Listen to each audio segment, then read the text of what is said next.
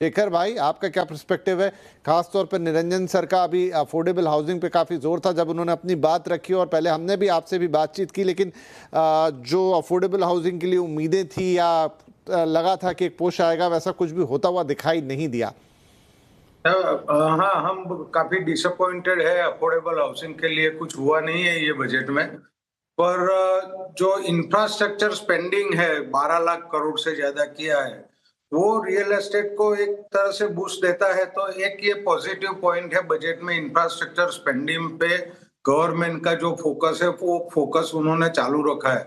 पर affordable housing पे हमने जो गवर्नमेंट को बताया था कि इंडस्ट्री की क्या प्रॉब्लम है और लोगों की क्या प्रॉब्लम है, उस पे मुझे लगता है उन्होंने फोकस नहीं किया है। कुछ रीजन होगा, पर हम एज ए क्रेडाई, हम एज ए एसोसिएशन गवर्नमेंट को फिर से बताएंगे भाई अफोर्डेबल हाउसिंग काफी इम्पोर्टेंट पार्ट है इंडियन इकोनॉमी का। इंडिया के मिडिल क्लास और लोअर मिडिल क्लास के लिए भी ये काफी इम्पोर्टेंट चीज है। तो इसमें गवर्नमेंट कुछ सुधार करे और कुछ चेंजेस लाए। अनुज सर, दो चीज़ें हैं। एक तो आपने भी जिक्र किया था, और वो कि जो ऐसे सिटीज़ हैं जहां पर रिलीजियस टूरिज़्म है या और किसी तरह का टूरिज़्म है, तो उन्होंने नाम दिया सिटी इकोनॉमिक रीजन, CERs को डेवलप करने की बात है। उनके लिए एक बजट भी रखा है। तो बहुत सारे जो दिन में मुझे लोगों के रिएक्शंस मिले बजट पे, उनका कहना था कि इससे टीयर 1, टीयर 2, टीयर 3 सिटीज़ को काफ़ी डेवलप होने का मौका मिलेगा। काफ़ी कुछ काम उनके लिए वक्त वक्त पे होता रहा है, लेकिन क्या इससे वाकई में ऐसा कुछ हो जाएगा वहाँ जिससे हम रियल एस्टेट को बेहतर होता हुआ, फलता फूलता हुआ देखेंगे वहाँ पे?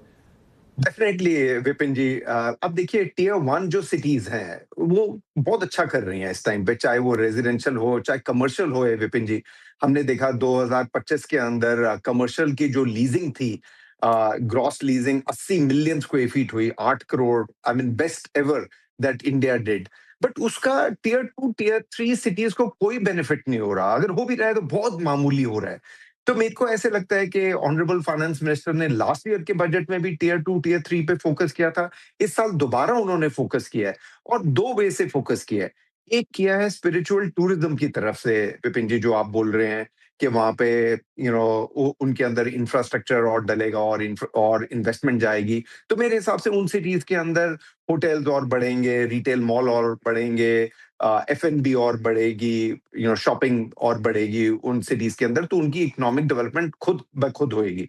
पर दूसरा एक इंपॉर्टेंट पॉइंट उन्होंने और हाईलाइट किया कि हम ये टीयर 2 टीयर 3 सिटीज के अंदर कमर्शियल सेंटर्स के अंदर हम इन्वेस्ट करेंगे। मेरे को लगता है उसमें GCCs जो हैं, जितनी ये IT कंपनीज हैं, वो टीयर 2 टीयर 3 को बेनिफिटली देखेंगी अभी कि इसका क्या हमें बेनिफिशियल होगा अगर हम टीयर 2 टीयर 3 में जाते हैं एंड वहां पे हम एम्प्लॉयमेंट को क्रिएट करते हैं। क्योंकि आज की डेट पे अगर आप देखें तो रियल एस्टेट की जितनी भी स्टोरी है, एटलीस्ट 90% टीयर 1 की ही स्टोरी है, टीयर 2 टीयर 3 की स्टोरी नहीं है। सो मेरे को ऐसे लगता है कि ऑनरेबल फाइनेंस मिनिस्टर को भी ये मालूम है कि टीयर 2 टीयर 3 को अगर बेनिफिट देना है तो इसके अंदर हमें कमर्शियल सेंटर खोलने पड़ेंगे, चाहे टूरिज्म आए, बट कमर्शियल सेंटर भी खोलने पड़ेंगे ताकि उसमें एम्प्लॉयमेंट आए। उसके लिए मेरे को लगता है कि आप देखेंगे कि काफी बेनिफिट दिया जाएगा टीयर 2 टीयर 3 में, और उससे ये रियल एस्टेट जो है इन छोटे शहरों के अंदर बेनिफिशियली ग्रो करेगी।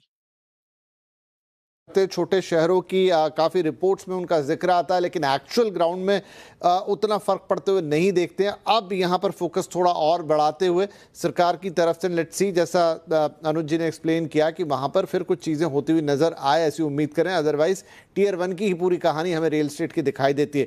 गुलाम साहब, एक चीज़ से तो शायद मुझे लगता है आप काफ़ी खुश होंगे इस बजट से, जिस पर आप हमेशा बहुत ज़्यादा जोर देते हैं, और वो है कनेक्टिविटी। और यहाँ पर 7 हाई स्पीड रेल कॉरिडोर का अनाउंसमेंट हुआ है, जिसमें पुणे हैदराबाद बेंगलुरु, चेन्नई बेंगलुरु, दिल्ली वाराणसी, वाराणसी सिलीगुड़ी एक्सेट्रा, ये सब हैं। कितना इंपॉर्टेंट मान रहे हैं आप इसे? विपिन जी, दरअसल जो ट्रांसपोर्टेशन है ये बुनियाद है किसी भी प्रकार के रियल एस्टेट की ग्रोथ के लिए। हम जो आज टीयर 2 टीयर 3 सिटीज के ग्रोथ की बात कर रहे हैं, चाहे वो किसी भी एसेट क्लास को हो, रियल एस्टेट हो, टूरिज्म हो या और कोई चीज हो, उन सब का सीधा साधा कनेक्ट जो है वो ट्रांसपोर्टेशन से है।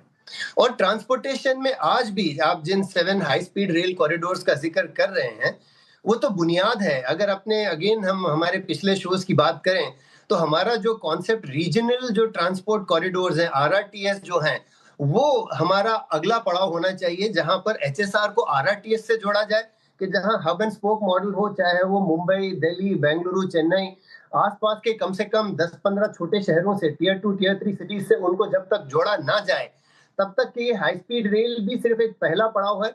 जो अगला पड़ाव जहां पर ओवरऑल ग्रोथ हम देखेंगे, जहां पर हम चाहते हैं कि भारतवर्ष के 40-50 टियर 2 टियर 3 सिटीज को मेन स्ट्रीम में लाया जाए, उसके लिए रीजनल ट्रांसपोर्ट कॉरिडोर बनना बहुत आवश्यक है, जिसका पहला कदम दिल्ली में बढ़ाया गया है। जो आरआरटीएस दिल्ली में तैयार हो रहा है, वो पहला कदम है। उसको लेके सिमिलरली मुंबई, दिल्ली, मुंबई, चेन्नई, हैदराबाद, हर तरफ जो आसपास के रीजनल कॉरिडोर, रीजनल शहर हैं, उनको कनेक्ट करना बहुत जरूरी है। तो आपकी बात बहुत सही है कि रियल एस्टेट जो है वो अगला पड़ाव है, उससे पहले इंफ्रास्ट्रक्चर पे फोकस करना जरूरी है। लेकिन बिल्कुल सही है, 7 जो नए हाई स्पीड रेल कॉरिडोर का जिक्र किया है हमने, जो हम देख रहे हैं इस बजट से आता हुआ, ये मुझे लगता है कि एक नींव पड़ी है। इसके बाद जो इमारत तैयार होगी ओवरऑल इकोनॉमी की और मुल्क के ग्रोथ की, वो शानदार होगी। लेकिन अब भी ये केवल पहला पड़ाव है। राइट, तो ये कनेक्टिविटी की बात तो समझ में आती भी है, और जहाँ जहाँ कनेक्टिविटी इम्प्रूव हुई है वहाँ पर हमने देखा भी है कि रियल एस्टेट में एक टर्न अराउंड आया है। अब आरआरटीएस हो या स्पीड कॉरिडोर्स हो, किसी और तरह का साधन हो, लेकिन अगर वो उस पर फोकस होता है तो रियल एस्टेट को एक इनडायरेक्ट बेनिफिट वहाँ मिलता हुआ नजर आएगा। निरंजन सर, और जो अनाउंसमेंट हुए हैं वो एक अलग तरीके के रियल एस्टेट के लिए, क्योंकि हम रियल एस्टेट को यहाँ जनरली घर से जोड़ के देख लेते हैं, लेकिन 75,000 करोड़ रुपए पूरे सप्लाई चेन को मॉडर्नाइज करने के लिए उन्होंने रखे हैं, जिसमें नए गोदाम, कोल्ड स्टोरेज, ट्रांसपोर्टेशन हब, ये तमाम चीज़ों पर, और डेटा सेंटर जिसमें इनफैक्ट आप भी हैं, उनके ऊपर बड़ा फोकस है, और बड़ा एक लंबा चौड़ा टैक्स हॉलीडे किया। और भी कई मैं एक्सपर्ट्स को सुन रहा था कि उन्होंने सरकार को बहुत बड़ा मतलब इसके लिए श्रेय दिया कि एक बहुत अच्छा कदम है और इसका भारत को बहुत फायदा मिलेगा। सर आप म्यूट पर हैं। कंस्ट्रक्शन, इंफ्रास्ट्रक्चर और हाउसिंग हमारे देश में सेकेंड लार्जेस्ट एम्प्लॉयर है। नंबर 260 इंडस्ट्री इसके ऊपर निर्भर है। Cement, steel, tiles, plumbing, electric, wiring, lifts, paints, आप जब बता चाहिए उसके। तो मल्टीप्लायर इफेक्ट जो ये सेक्टर के है वो एम्प्लॉयमेंट ओरिएंटेड है, और वो है। आप चीन की देखेंगे, जिस साल में उनकी फोकस थी इंफ्रास्ट्रक्चर और हाउसिंग के ऊपर, तब उनकी जो रफ्तार थी ग्रोथ ऑफ जीडीपी 10% से ऊपर थी। इसलिए जितने भी हम फोकस कर रहे हैं आज 7.2 7.4% है। मेरे अंदाज से इसके ऊपर पूरा जोर दिया जाए, पूरे जो रफ्तार से वो कह रहे हैं वो एक्चुअली इंप्लीमेंट हो जाए, तो हमारा ग्रोथ जो है वो 8 और 9% के बीच में आराम से ऊपर आ सकता है। दूसरे बेनिफिट ये होगा कि हमारे पास आज जो बेकार लोग हैं, बेरोजगारी है, वो भी हमारी एम्प्लॉयमेंट पूरी हो जाएगी। और तीसरी बात है कि हमारे पास एक आज की तारीख में shortage of skill construction workers है। आज 20 लाख कंस्ट्रक्शन वर्कर्स शॉर्ट है। तो उनकी आज जो कमाई है वो 150 रुपया दिन की है अनस्किल्ड वर्कर की, वो 600 रुपया दिन का है वो स्किल वर्कर्स हो जाए, और 4 महीने 6 महीने हम स्किलिंग करें तो करें। तो इसलिए जो मल्टीप्लायर इफेक्ट रियल एस्टेट में है, वहां short term, long term, affordable housing और ये सब के ऊपर ध्यान हम देते हैं ज्यादा, तो हम डबल डिजिट जीडीपी ग्रोथ पे कर सकते हैं। और जो भी हमारी टारगेट्स प्रधानमंत्री साहब के हैं वो हम और भी जल्दी हम पहुंच जाएंगे और पूरे विश्व को हम टक्कर दे सकते हैं। ये चीन ने किया था इस फोकस करने से, और अभी हम करते हैं। लेकिन जो बाकी की इंडस्ट्रीज और मैन्युफैक्चर के ऊपर जोर दिया है, उसमें ऑटोमेटिकली कंस्ट्रक्शन की बढ़ोतरी तो होती है।